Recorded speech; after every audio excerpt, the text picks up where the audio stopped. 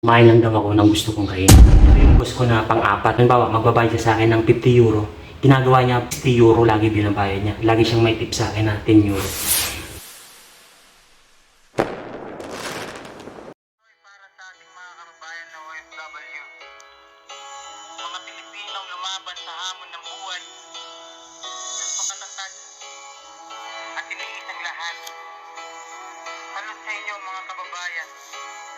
You better listen to this show, Bagong Gaming Record. Ang buhay sa Pilipinas ay amon sa Pilipino, sapagkat tayo ay latak lamang ng politiko. Pag mahirap ka wala, hindi ka papansinin, kaya naman marami ang nagbaka sakali sa atin na pilitang lumayo at nakipagsapalaran para sa pamilya ang iniwan ng sariling bayan. Ang tayin mo lang anak, 3 taon ay mabilis. Mag-aaral ka ng mabuti, ang landas wag ilihis. Ang daming laman ng rep niya mga katropa. Mamaya kukuha tayo dyan. Kasi sabi niya sa akin, kumain lang daw ako ng gusto kong kainin. Kumuha lang Hindi ako. totoo yan. So yun mga katropa. Sobrang bait nitong boss ko na ito mga katropa. Ito yung boss ko na pang-apat mga katropa. Ano to kaibigan to ng isang boss ko na pangalawang boss ko. Tapos itong bahay na to, yung ang kulit, bahay ng ang kulit. pangalawang boss ko, pinaupahan niya. So itong tao na nakaupa dito mga katropa ay taga Iceland. Ay sobrang bait niya ito mga katropa, walang problema. Laging sobrang binabayad niya sa akin. Wow naman. Kung halimbawa magbabayad siya sa akin ng 50 euro, ginagawa niya mga katropa, 60 euro lagi binabayad niya. Lagi siyang may tip sa akin na 10 euro.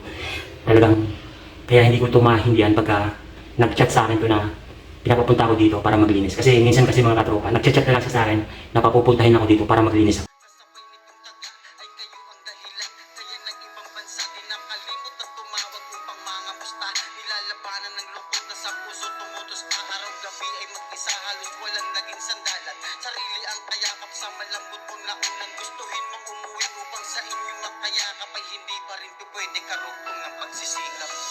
Kahit na malayo man, kahit na mahirap man, ayan na kung tiisin man ang pagsubok. Ang lahat-lahat ako inaalay sa inyo, dahil kayo ang Nagbariyan. gabi kalaban ko malalim na pag-iisip. Kung kamusta na kayo, lagi akong nananag. May 4 euro mga katropa. Larawan nyo ang Sabi natin yan. sinisip, kayo ang aking ibig.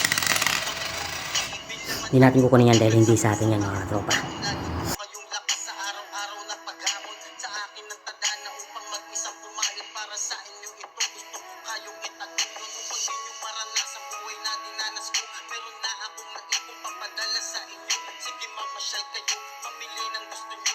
Okay lang naman ako, basta masaya kayo. Walang katulad ang itim sa tuwing kayo'y natutulungan. Ilang taon na din wala si Bunso sa kantungan. Handa ko magtiis, So yun mga katropa, natapos na yung 5 hours natin yung araw na ito mga katropa.